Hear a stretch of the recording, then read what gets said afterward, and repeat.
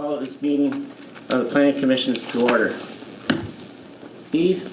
Here. Josh? Here. Don't know. And David? Here. First part of business is approving the Planning Commission minutes for June 1st, 2026. Motion to approve. Second. We have a first and a second. All in favor, say aye. Aye. That passes. Public hearing, conditional use permit for assisting living facility at 445 Court Street. Motion to open the public hearing for resolution, whatever, for 445 Court Street. Need a second. Second. We have a motion and a second. Aye. All in favor, say aye. Aye. Opposed? Opposed? Yep. Luke, if you would like to start. Yeah, so I'm just gonna give an overview of the conditional use permit application and the site plan submittal for the 445 Court Street Assisted Living Facility. So the assisted living facility, the applicant was Prescott Properties LLC and Nottingham Construction. The project is for an assisted living facility on a site that's 2.24 acres. It's in the R1 mixed residential zone. Currently, the site is vacant. It was a former sanatorium and a daycare before the building was eventually demolished. The prior concept was approved by the Plan Commission. It was recommended for approval by the Plan Commission in August of 2025. Since then, the developer has come back with some edits based off of the Plan Commission feedback in August.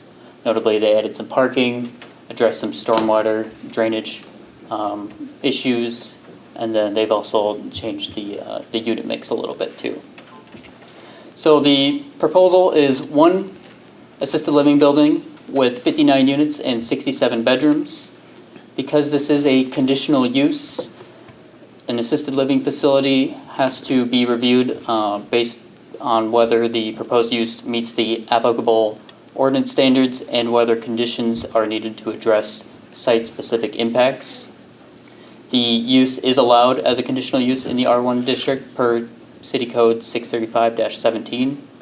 And so the review is based off of the zoning and dimensional compliance surrounding land use compatibility, access, parking, and circulation, stormwater, utilities, landscaping, and lighting.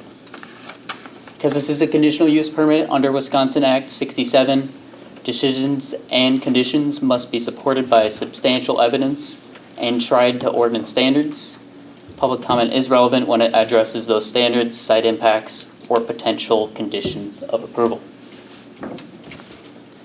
So jumping into the site plan dimensional standards, the site has to be meeting the front and side setbacks. So because this is on a corner lot, it is subject to front yard setbacks on the Oak and Court Street sides here. This is a requirement of 25 feet. And because it's a corner lot, these are called side lot setbacks, which has a requirement of 12 feet. In both cases, the development is meeting that standard of 25 feet, or of 25 feet, 12 feet, with 25 feet setbacks. The maximum building height in R1 is 35 feet. The building does meet that standard at 34 feet. And then the maximum lot coverage for structures, so on a site, a structure cannot pass 50%. In this case, the structure is 25% of the site, and then the maximum lot coverage for the total impervious surface, so that includes the building and the parking lot, it cannot go over 70%. In this case, it is 67.1%, and so that is also compliant with the standards set there. As for parking, the previous concept plan had less parking than this now submitted one. Based off of the 635-55 ordinance, 1 stall per bedroom is required for multi-family developments. So with 67 bedrooms, there's a requirement of 67 parking stalls and 3 ADA stalls. In this proposal, there are 80 parking stalls with 70 ADA stalls included in that. As a part of those, 18 of those parking stalls will be included in an underground parking area, which Oak Street will have access to over here. And then the rest of the parking stalls will be connected over here on the surface lots, where there will also be a connection on this side of Oak Street and then over on Court Street as well. As for the landscape standards, because it's a multifamily dwelling or development, it is subject to L2 standards, which requires 1 tree and 6 shrubs per 30 linear feet of lot frontage. So this has lot frontage on both Oak Street and Court Street, and it equates to about 662 linear feet total, which means that 22 trees and 132 shrubs are required as a part of it. The developer is meeting both of those standards with 36 trees and 182 shrubs being proposed. As for the architecture and lighting, Prescott does require architectural standards and lighting to be regulated. So the architectural standards reviewed are the materials and any possible facade articulations throughout. Both of those instances in this case are compatible. The exterior materials include blue LP Smart Side, lap siding, composite shake siding, and stone veneer. And then they also have facade articulation throughout the building. As for the exterior lighting, the exterior parking lot lighting must prevent glare and light trespass onto adjacent properties. This is per ordinance 635-55 and 635-75 in this. As for the stormwater and erosion control, the city engineer reviewed the plans and models submitted by the developer to the city. Approximately 2.25 acres will be disturbed as a part of this development, and so because of that, a Wisconsin DNR notice of intent is required. And then the main thing with the stormwater drainage overall was to make sure that the site currently has, or the site post-development will have less runoff than what is currently present at that site. So with the stormwater runoff right now, or with the proposal I should say, the stormwater is to run into an underground detention system, which will then run off into the west Oak Street storm sewer, and then a portion of it will run off over here. Based off of the calculations from the submitted plan and stormwater models, there will be a reduction for both of these based off of what is currently there. In terms of utility capacity, there was an assumption used for both water and sewer. For multifamily dwellings currently, they use about 77 gallons per day with both water and sewer. And so with 59 units, it equates to about 4,543 gallons per day that would be added to the both the water and sewer systems. And so in total, the citywide average for the daily use for the water would be 330,390 gallons per day with the addition of the new units coming in, and the total capacity for the wells is 3.6 million gallons per day. As for the sewer side of things, there would be an estimated increase of 4,543, and then this would have a projected total treatment of 356,705 gallons per day, for a total, with the total treatment plant capacity being 500,000 gallons per day. And so with this, they do both remain within the city's available water and wastewater treatment capacity. And also with that, the existing 2-inch water and sewer connections will be replaced with new 6-inch connections. So with impact fees, the city would then give a credit for the existing 2-inch water and sewer connections there when calculating the total impact fee total for that.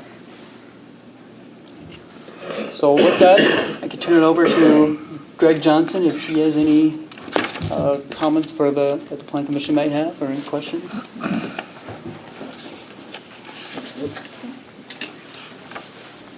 Good evening, Commissioners. My name is Greg Johnson. I am with Nottingham and Hearth Development. I've been here a few times to see you guys. was here last fall, and we talked about some of the needs that you had, which were parking, and obviously storm runoff is a big issue here with the neighbors directly adjacent to the properties. So we did go back, we did redesign, we added some underground parking, which was one of the suggestions, and then we also retooled the stormwater to make sure that we were adequately handling what's there and even improving. So I'm happy to answer any questions that you might have. Yeah, assisted living, I mean, there's nursing staff on site too? There will be care attendants and there attendant. will be a nurse on site, that's correct.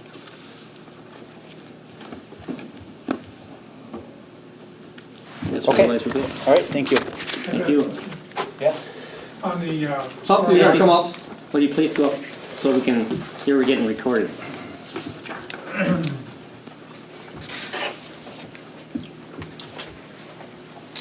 I'm with the Peacock Ridge Homeowners Association. My name is Charlie Evenson. And my question is on the stormwater.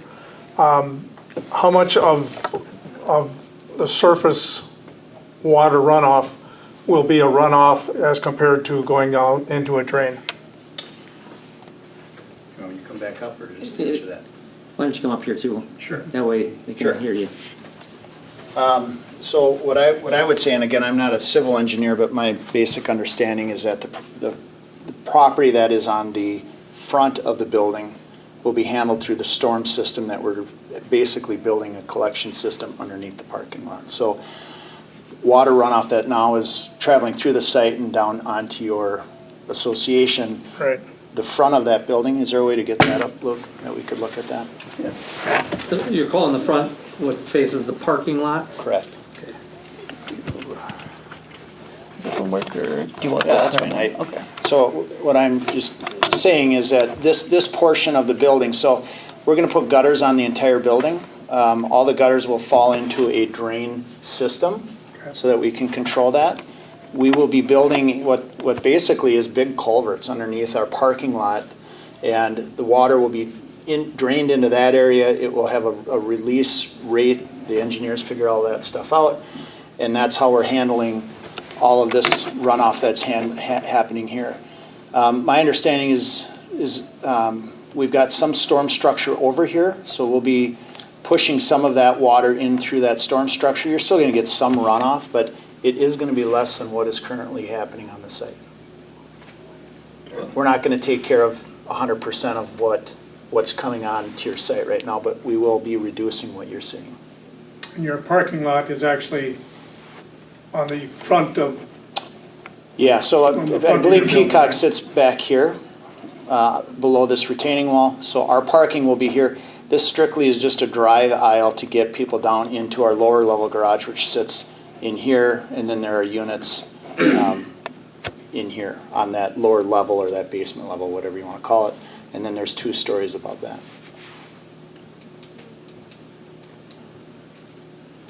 but you expect, at least for the parking lot, the runoff of the parking lot is gonna go into the storm sewers then, right? Yeah, there'll be a storm system here, and then as Luke mentioned, it'll drain somewhere over here into Oak and into the storm system on Oak. Okay, thank you. Yep. Ask him if he's adding any more storm drains. Ask him if they're just using. Step up there. I think the question is, are we adding any more storm drains, or are we? Yes, are you just tying into our storm drains? We have 2 drains. Right? There's a drain right here, right in here. Is this? Yeah. So there's a drain here that gets plugged up, it washes over, it floods our walls. And we have another drain here, and there's 2 drains that go to the river. And these storm drains are so inadequate. You should probably be at the microphone. Sorry. People on TV want to hear you. I say the storm drains are so inadequate that we spent $160,000 putting our walls back up. We got a wall that the storm drains from the city wasn't adequate. There's only two storm drains on Oak Street that drains the whole the whole area above that. So I don't see that you're adding enough to take care of our needs. Sure. So, and again, I think just to kind of clarify is the existing, there's a open runway here basically that's catching a lot of that water, and it's kind of riprap and everything else. It's an open drain, almost like a swale that runs on this side of the property here, and then there are a couple drains. I think one's over here and one's maybe over here right now. And everything on this site, a lot of the water on this site currently drains down to those two spots, which is what you're talking about. And what I'm saying is that if you bisected this building, cut it in half, so to speak, everything on the front of the building, from the peak front, will be caught in drains off the roof.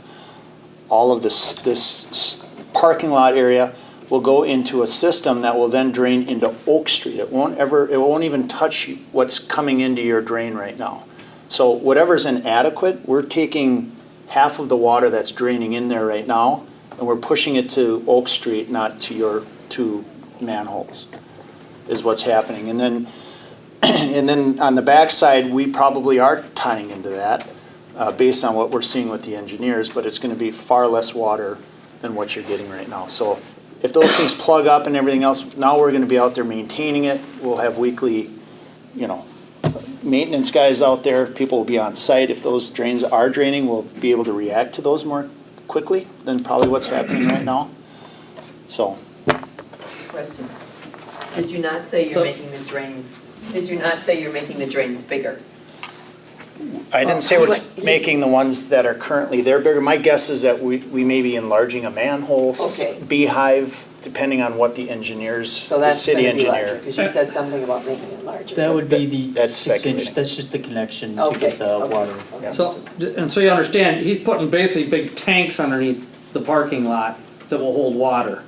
They're not just storm sewer pipes, Right. to get the water down. It's something like a septic, like a septic tank. It'll hold it, and then when it gets to a certain level, it'll slowly release water into it. So it's not like taking it all and dumping it at once.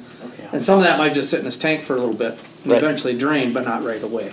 Yeah, it may just I've drain right seen into them the soil. systems before Yeah. at different cities, so. Very common. Are all the parking lots hard surfaced? Yeah.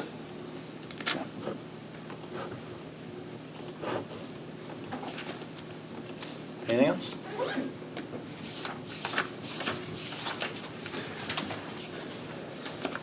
Hi, I'm Chris Blanchard. I'm also a resident of the Peacock Ridge. I just was wondering here, if I may go up to the board, what you plan for landscaping or whatever along adjacent to the Peacock Ridge, the Sure. buildings here. Yeah, I think Luke can pull that up for you.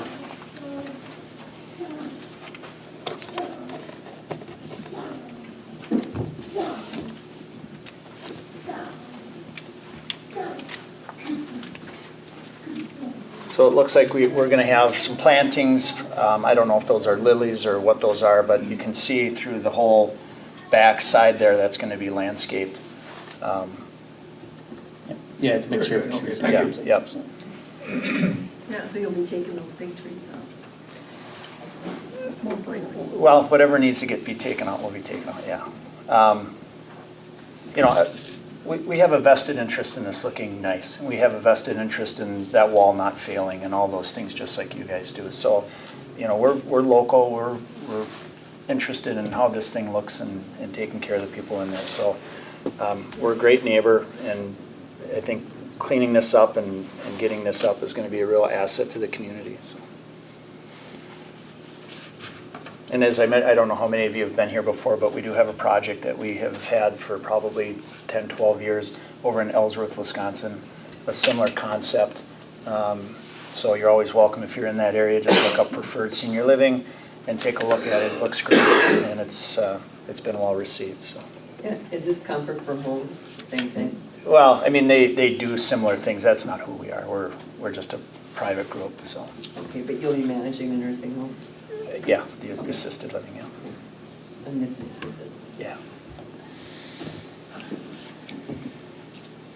Anybody else have anything? Come on up.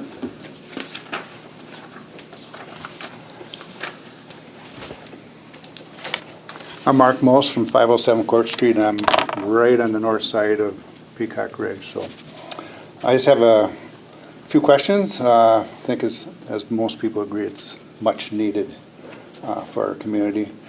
Just curious about the regular sewer, not the storm sewer, the regular sewer capacity. Has that been looked at, that that'll handle that? I think To our Luke had it wastewater? for- Luke mentioned Did that. you say 500? 356 is what it's going to be, and then we got capacity for 500. Yep, yeah, that's Okay. correct, yes. Yeah, I didn't quite catch all that. So last fall, when you guys were here, you talked about there was going to be senior housing and assisted living. What changed? Sure. Nothing really. I mean, assisted living is just a title. So we will have independent living, we'll have assisted living, and we will have some memory care. So we call it a continuum, so people can move in and not need services, but yeah, so we'll still have that. Then last fall, you mentioned that the people that are running the Ellsworth facility are doing a great job. Are they going to help with this one? Yeah, we're going to bring in, so we own the facility. We have a third party who's a partner in this with us that manages Ellsworth, and they'll manage this as well. And then one last question is what kind of projected traffic flow will change here? Well, from where it is a lot, there's nothing there right now, but, most of these residents are not, they generally aren't driving, but we will have staff here for sure. A building of 60 units, we'll probably have 2, 5, at peak hours, maybe 10 to 12 employees, and kind of at late afternoons and evenings, maybe a couple employees. And of 60 residents there, you might get 10 cars that would drive, so your trips aren't as much, but it's not very active that way. Visitors, you'll have visitors there too. How about one last question? Did anything change from from last fall to now as far as the coding or how things? The building codes? Yes. Yeah, there's some mechanical, Wisconsin has adopted some rules. They have been delaying those rules, codes, how they're to be built. We're working through that. I couldn't tell you exactly what has or hasn't changed, but we'll have to build that to whatever the code is. And then we also have to go through the Department of Health. They actually do the review of the plans. They're looking for code, and they're also looking for, how you run the building and making sure everything's in place. I promise, one last question. Sure. If it's approved, when do you hope to start construction? We're finishing up a project right now up in Rogers. We'd like to get this approved and ready. Maybe as early as this fall, we would start the construction. Could be as late as next spring. Okay, thank you. Yep. Mind you, it's taken, 5 years, Dave, since we met Yep. to get here? But we're here, Yes. so. Thank you. Anybody else? Motion to close the public hearing. Second. We got a motion and a second to close public hearing. David? Aye. Josh? Aye. Steve? Aye. Public holding is closed. Then I'll make a motion to approve the first resolution, which I believe is for the conditional use permit. I'll make a motion to recommend approval by the council, resolution 26 for the conditional use permit for assisted living at 445 Court Street, Prescott. Second. We got a motion and second. Steve? Aye. Josh? Aye. David? Aye. Motion carries. Mayor, Yes. just for the sake of this meeting, because you're officially a member of the Plan Commission and because we need all 4 people since Okay, we only and have I 4. say If we aye. could just get your vote as well then on record so we have it for the minutes. Aye from here too. Okay, then I'll make a motion to approve the resolution approving the site plan review for the assisted living at 445 Court Street. Second. We got a motion and a second. David? Aye. Josh? Aye. Steve? Aye. And I say aye. Motion carried. Motion carries. Okay, then we have the certified survey map adjusting lot dimensions for lots 1 at 501 Sunset Court and 2 at 1201 Pearl Street in the southwest quarter of Section 3, Township 26 North and Range 20W. Luke? This is the next item on the agenda. Yes, it is. Okay. Yeah, thank you, Mayor, thank you, Plan Commission. So Ed and Marie Lucas have applied for a certified survey map at 501 Sunset Court. So this is lot 1 on that certified survey map. And then they would be transferring, or 1201 Pearl Street would be transferring the north 186 feet and east 191 feet of that 1201 Pearl Street lot to 501 Sunset Court. So these lots are both zoned R1 mixed residential, and so certified survey maps, they're reviewed by Prescott Chapter 510-13 and Prescott Chapter 606-21 in this case is the Lower St. Croix National Scenic Riverway, which these lots are a part of. With the certified survey map, it was found that the lot line adjustment is compliant, and the adjustment is also compliant with the Lower St. Croix National Scenic Riverway, and it does conform with all city and state regulations.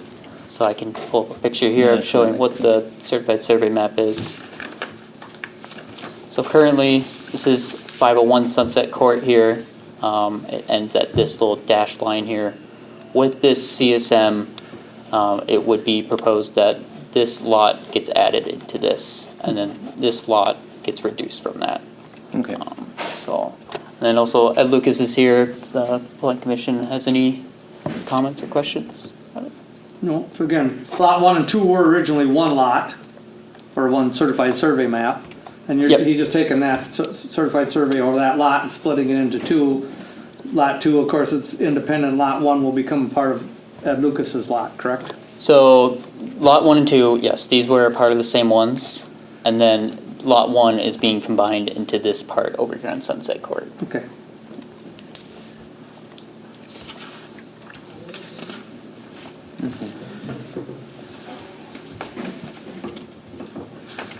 Is it appropriate to ask why? Well, Ed wants it. Come on. Well, You can ask why. Yeah. That shouldn't be a reason to turn it down No, necessarily. I ain't saying that, I'm we're just just, curious more than anything, but One of the things, probably the big thing is we don't want anybody building next to us. And secondly, there are some issues with runoff off of Sunset Court, and it attaches to my property, and I want to take care of that as well, and make my driveway a little bit larger for that. But we have no intentions of dividing it, putting it back into a lot, putting it up for sale. sure.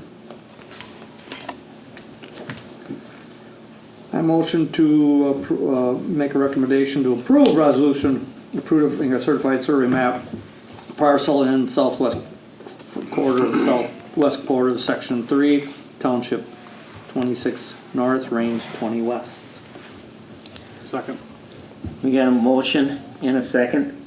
All in favor? All in favor, say aye. Aye. Aye. Aye. Anybody opposed? Mike, you gotta say And aye. I'm aye too.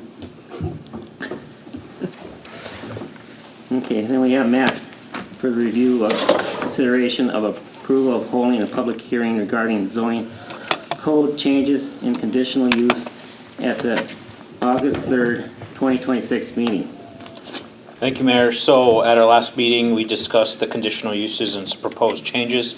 So before you tonight are just showing you what those changes look like within the code. Just to run through them quickly, C1 would have the removal of the large-scale solar farms as conditional use. I1, same. I2 would have that same large-scale solar farms as removed as a conditional use, and then also removal of airports, airstrips, and landing fields, and then railroads and railroad facilities. I3 mixed industrial would have that removal of large-scale solar farms as a conditional use, and then R5 single-family residential would add accessory dwelling units as a conditional use, so it matches R1 through 4. And per zoning code of Porter, Wisconsin state statute, any zoning code change does require a Class 2 notice as part of a public hearing before those changes can go into effect. So one of the things, though, that is not in your memo, and that as Luke and I were looking at this today, in 2023, as part of our zoning code updates, we changed accessory building limits from 2 to 3 plus a playground structure per City Code 635-87 in Article X. The residential zoning districts, however, for whatever reason, were not modified to reflect this change, so R5 single family still states under accessory use is 1 private garage and accessory building. Since R5 is being modified, I apologize. Since R5 is being modified, it is also wanting, or I guess the recommendation would be to change this at the same time to state accessory uses and structures in accordance with Article X or Article 10. City staff then would also, we still continue to use 635-87 as the prevailing city code regulation regarding accessory building limits. And then additionally, however, R1, R2, R3, and R4 will need to be modified eventually to align with the language in 635-87. That is something we could do as part of this zoning change, so we don't have to come back to it later. But I would leave that up to Plan Commission if they would like to see that change incorporated. So with that, just looking for your feedback on the additional change, and then looking for a motion to approve scheduling a public hearing at the next meeting on August 3rd to go over the proposed amendments. So with that, I'll turn it over to Plan Commission for comments and questions. Is there a size limit in these 3 structures that can be added? There's an impervious surface limit of 30%, I believe, in the rear yard that can. 30% of the rear yard? Yep. Okay. So you're looking for a motion? Yeah, I make a motion that we hold a public hearing on August 3rd to make zoning changes, as well as that additional one that you didn't have into here. I would add that to the change. Second. You got a first and a second.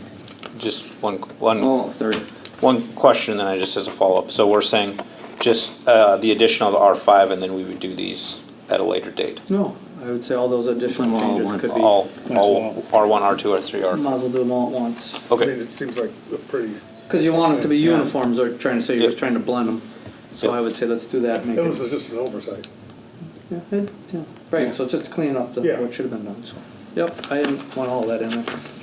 Okay, so we'll go back to, we got a motion and a second. All in favor, say aye. Aye. Aye. Anybody opposed? Motion passes.